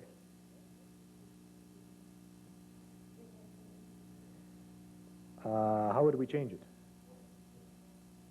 During furlough, it was refreshing. All right, that would cut down one. Okay, we'll cut out the for us. During furlough, it was refreshing. All right, anything else? Yeah, what is a contact? That's a little vague, isn't it? So they probably mean a phone call. It'd be better to say a phone call if that's what they meant. That could possibly be dropped. Anything else? A series of. During furlough, it was refreshing to have visits from those we've ministered to. In the past isn't needed because it's obvious, isn't it? If you've ministered to someone, you've ministered to them in the past. So we've dropped 9 words there, just from what we've taken out. And it sparkles a lot more. All right, the next one. We have felt very much at home here right away from the very beginning, probably because of the very warm welcome from the staff. Now, what can we prune out of there? Oh, we have, okay, so we felt, very much could be dropped. We felt at home here. How about right? Right doesn't seem to add much, does it? We felt at home here from the beginning. Drop another very. I would say that probably can be dropped because is that true or not? Maybe they don't know, but we're assuming they know. So probably could drop. We felt at home here from the beginning because of the warm welcome from the staff. 7 words we've eliminated there. It's not that hard to prune out the words. All right, now we'd like to have you do an assignment. Rewrite the following sentences. Then count the words in your sentences. How many words did you eliminate? It was kind of like the line I just read in Tozer's book, Knowledge of the Holy, where he wrote. All right, let's each take a minute or two now and rewrite that sentence. Don't change the meaning. Rewrite that sentence just using fewer words. All right, go ahead. And you go ahead as well.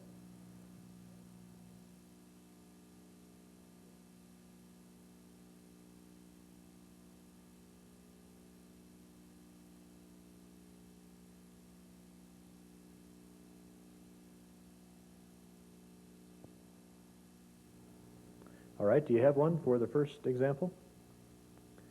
All right, go ahead, give us yours. All right, excellent. Tozer, in Knowledge of the Holy, wrote similarly. Or similarly, Tozer wrote in Knowledge of the Holy. Now that would be what?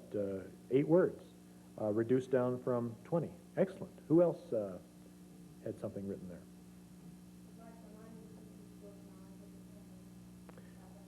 Like the line in Tozer's book, Knowledge of the Holy, and then you go on. Okay, great. I read in Tozer's book, Knowledge of the Holy. Okay, that's good, but it might leave a little out with it's being compared to something. It was similar to what I read in Tozer's book, Knowledge of the Holy, so we lost a little bit of meaning there. Okay, have you got the idea? You can do that. All right, let's do the next one. There were a great number of students crowded into the living room for our first rally, which takes place every Friday night. Now, we need to do a little more research here. It's never just a great number of students, is it? Let's say it's 72. And a living room, for heaven's sakes, it's not just a living room, it's a 15 by 20 living room. We need those adjectives. Okay, now, go ahead and rewrite that sentence, not changing the meaning.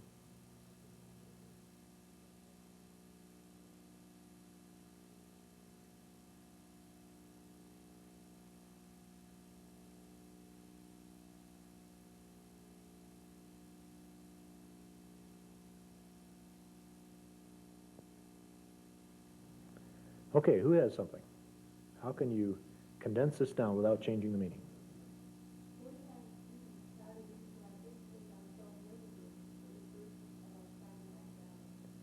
Okay, 49 students crowded into our 15 by 20 foot living room for the first of our Friday night rallies. All right, excellent. That communicates that there's going to be more rallies to come, and this was the first one. You shaved quite a few words off that, didn't you? All right, very good.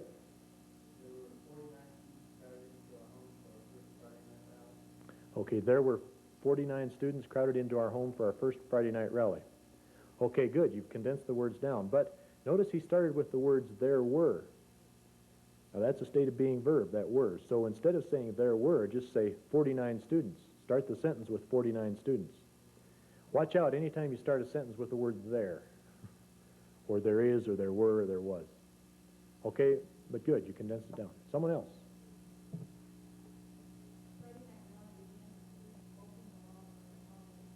Oh, that was dynamite. Say that again.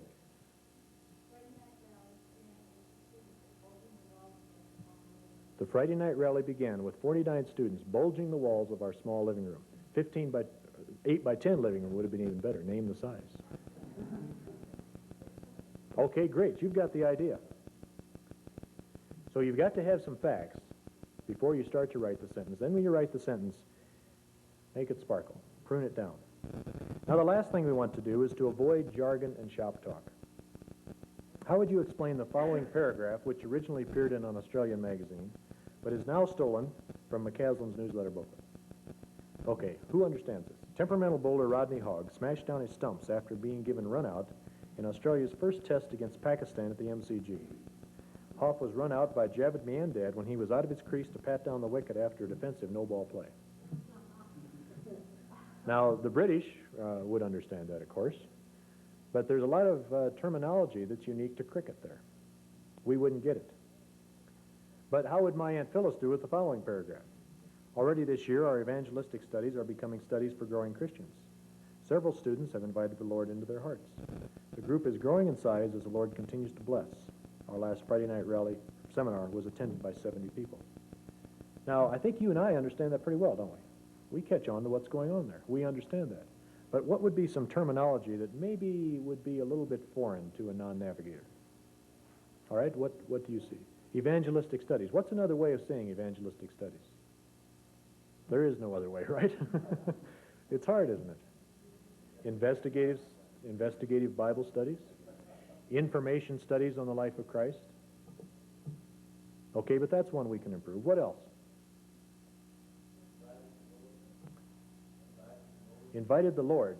That's a precious thing to you and me, but there might be better ways we could say that. Committed their lives might be a better way of saying it. Okay, what's some other lingo that we need to watch here? Growing Christians. Yeah. We know exactly what we mean. It's between C and D on the chart, right? My Aunt Phyllis doesn't have a chart. So growing Christians, we've got to do something about that. And the word bless, that's a precious word, but a little vague. Now, I've got some pictures here. We know what a growing Christian is, and we know what a younger Christian is, but what is an older Christian? And I'd like to show you here what my Aunt Phyllis thinks is an older Christian.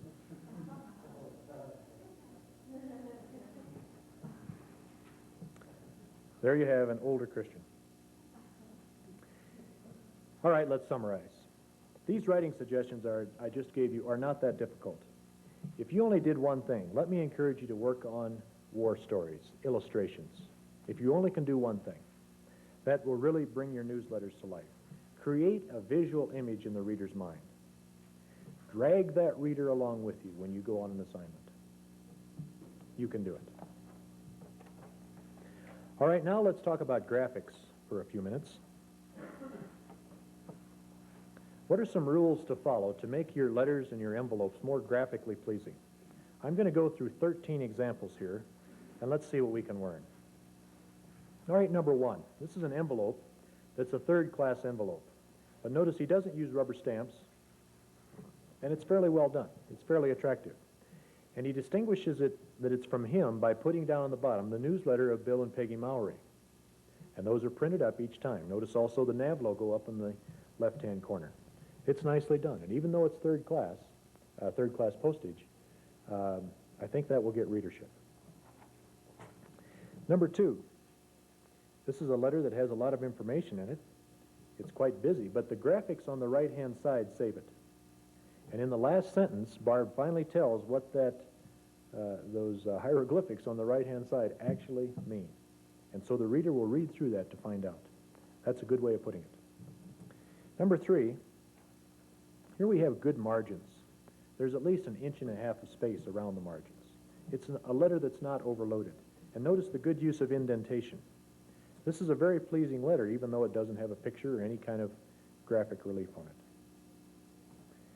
Number four, now here we have some fantastic pictures. The pictures of these children are good. The blacks are black, the whites are white, the kids are happy. Good pictures. But the letter doesn't have any facts in it. The reader longs to find out, well, what is going on with these kids? Or give us some facts about the family, maybe how old they are. Notice the captions don't have any facts in them. Kevin, Brian, great, that helps me, but that's just the start. Kevin gets out of reform school next week would be a much better line. Give us a fact. And then the rest of the letter, it'd be good to explain why they feel thankful for the children, a lesson learned. But we long for some facts there. Now the letter's good in that it's short and to the point. And the pictures are good. So let's not forget that. But let's get some facts in our letters. Number five, here we have some excellent photos. These photos tell a story. The blacks are black, the whites are white, and it's obviously a training program or a conference of some kind. But the captions are a little weak. Their captions under the picture should always be a sentence. Time with peers, time with leaders, time together with God. You and I understand that perfectly. We could tell you in a minute what's going on there. But a non-NAV reader needs a little more. What's the first thing you look at when you look at a newspaper? Normally it's the headline. The second thing is normally the pictures. We're assuming you've already read the comics, right? Headline, pictures. After you look at the picture, what's the next thing you read? It's the caption under the picture, isn't it? So since a reader normally is going to read the caption and look at the picture at the same time, let's put some important news in that caption because they're going to read it anyway, and they're going to read it immediately. So put your most important news under the picture because that's what they're going to read. And of course, it should relate to the picture. It should be a sentence. It should have some facts in it. And the captions here aren't sentences, and they don't have enough facts.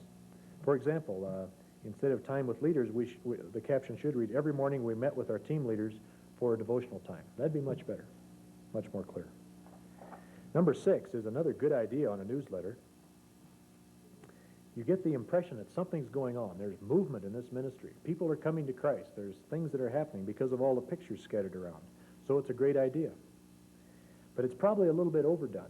It would be better if we had, and just instead of their names underneath, what about a sentence or two testimony from one or two? I was on my way to becoming a drunkard until I became a Christian last week. Some statement like that. That would really help. All right, number 7 is a good letter, but the pictures in it are square pictures. You don't want to have square pictures. They want to be shaped in rectangles. It's much better if they're in rectangles. Notice also the captions. The caption is our house. Well, we need a little more exciting news than that. It would be better if the people that lived in the house were standing in front and the house in the background and say, the 5 of us moved in this week, and we'll launch our ministry from here. Something like that would be better.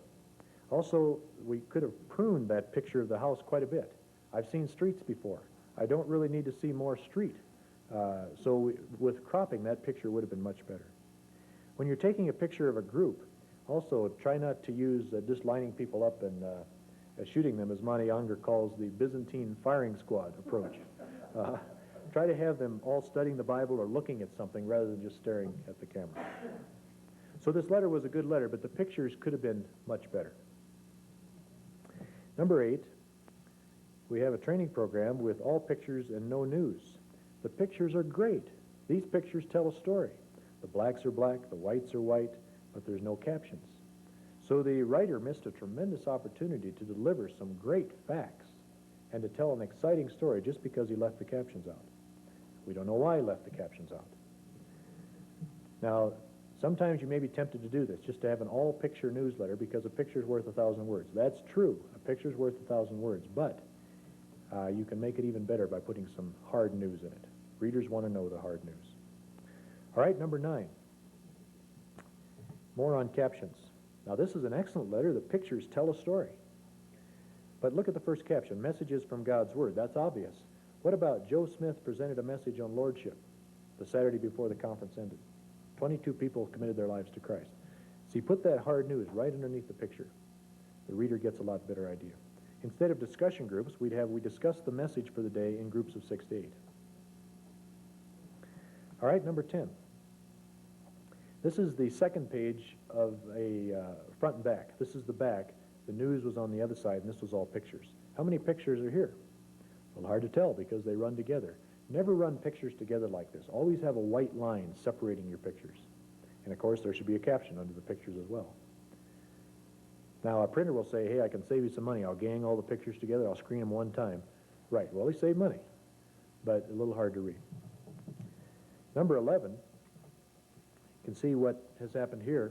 Warren Myers has several pictures ganging together. The printer probably made him the same deal, but he put a line between them, and that made a lot of difference. Notice also that Warren and Ruth are in the pictures. That's excellent. That is excellent. Be sure to put yourselves in the photos. Number 12, cropping. Just about every picture can be improved with cropping. In the one in the upper left-hand corner here, it's a square photo. We want to make it into a rectangle. Well, we can do the cropping as you see illustrated there. We really don't need a shot of the doorknob. I've seen doorknobs before. Not that exciting, so we don't need to have a doorknob. We don't need to have the knickknacks on the wall. So we crop right in, and it makes this couple come out. It makes it stand out more urgently. In the upper right, the same way. If we cropped right into the head. Now, I would save the nose and the ear perhaps, but you can crop right into the head, and it makes the person you're looking at come out even more. And of course, on the bottom picture, we could crop out a lot of that street.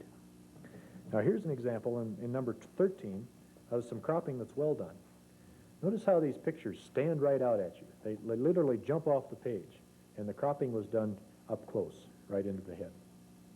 Now, the person that took these pictures got pretty close to his subject. He wasn't standing a long ways away. He came up quite close and took the picture, and it comes out a lot better. Okay, those are 13 examples of photos and graphics. Here's a couple more.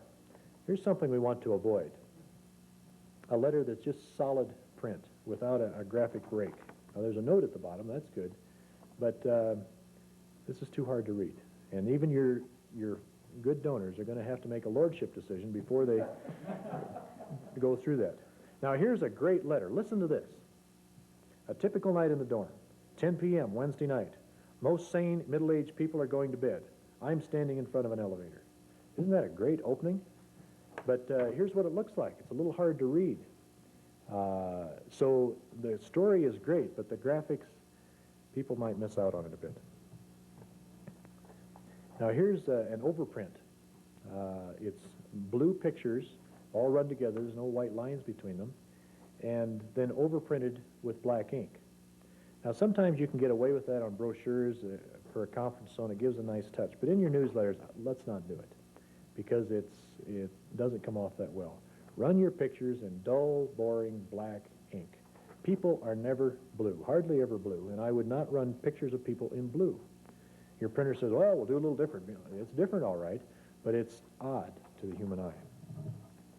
Now, here's one where the printer had a sale on green. It just doesn't come off right. I wouldn't do that. Now, this person has very nice handwriting, and, you know, you can read through it, but the facts are handwriting is more difficult to read than typing. Now, here's one where it's a pretty good letter, actually, but the printer had a special on brown ink, and he ran the pictures in brown as well as the copy, and it's too light. It doesn't come off. The reader has to strain even to see it. And here's the color of stock. It's kind of a dark stock, and it's a little hard to read that black print on a stock that dark. But it was the fall of the year, so it was a fall theme. Let me encourage you to run your newsletters on black on white, or black on off-white, or maybe a light gray. Those dull, boring things like that. Readership studies have shown that it's easier to read something in black on white or black on an off-white. That's the easiest thing to read. Let's not flirt with that. Let's not try to change that. Now, I know there's a lot of you that at Christmas time you want to run a green and a red and a Christmas-type colors and so on. Resist the temptation. It's hard to read. So you've got dark green paper and black ink over it. Your donors are going to have a hard time reading it. Don't do it. Resist that temptation to do that. Okay. We've looked at some newsletters. We've looked at our goal to communicate in our newsletters, whether people are Christian or non-Christian, no matter where they are with Christ. Our goal is to minister to them and to encourage them to come closer to Christ and to bond with us. We've looked at a checklist on what you can do to make your letters better. And let me encourage you to check that checklist before you write your final draft. You'll save yourself some time. Then we've done some lessons on writing. And let me encourage you to tell some stories in your newsletter. You all have them. You've had interesting things happen to you. Tell that story. And then we've looked at some rules on graphics. Now let me encourage you to pick out 3 things that you'd like to do. Don't try to apply all of this. 3 things to make your newsletter better. It is worth the time, the energy, and the money that it takes to write well. So don't feel guilty taking time to write a good newsletter. All right, if you have some questions, why, let's talk about some questions. All right, when they include family pictures, are the people interested, your donors, interested in the whole family or just the kids or what? I think they're interested in the whole family.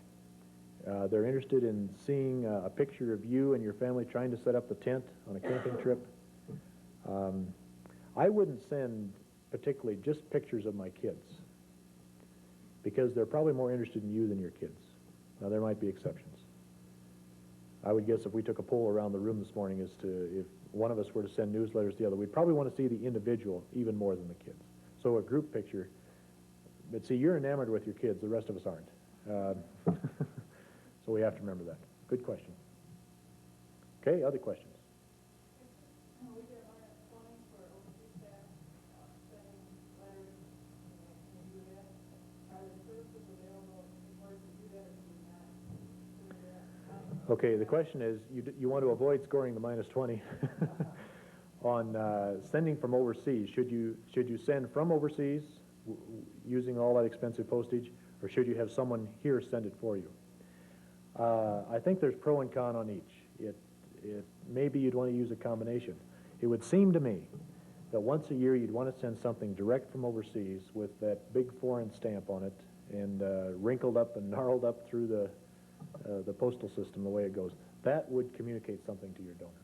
If you can't afford to do it that way every time, and if you have a large mailing list, you may want to do it, have someone in the States send it for you, or send it out through the headquarters services here. If you're missionaries, headquarters will send it out on your behalf.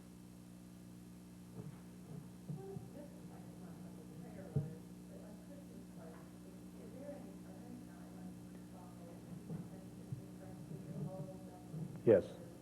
Okay, the question is, what do you do about Christmas? Should you send Christmas cards to everybody on the list and so on? That's right. People get a lot of things during the Christmas season. You know, what we normally get is, from a lot of our friends, is 12 months in review letters, you know, where there's front and back, single-spaced. The first one or two, about December 5 and 6, I read faithfully. But by December 18 and 19, I'm just moving them aside, and you are too. Well, let's take advantage of that. Let's remember that. So if you're going to send something in December, I would make it pretty short and to the point. Include a picture, or send it January 15. The rush is over by then. In fact, we always send out New Year's letters. There's no competition for the mailbox at that point, and we have some theme about the new year. But Christmas is a good idea for a family picture or a Christmas card. I would think for your prayer club, a personal Christmas card would be a good thing. For the rest of your list, perhaps a Christmas letter or a New Year's letter of some type. I'd encourage you to send a family photo, or if you're not married, of course, just a photo, to your donors at least once every 2 years, probably. An actual snapshot. Question?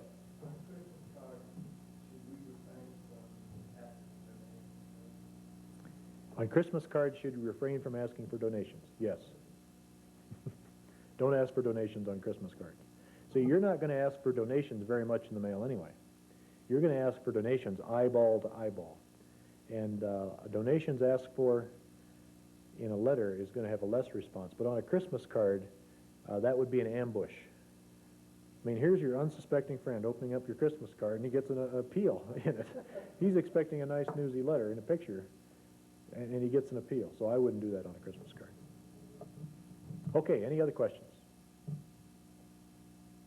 All right, you've done great. You did a good job on these newsletters, and I really believe that you can write well. So take your time and give it your best. It'll pay off. Okay, we're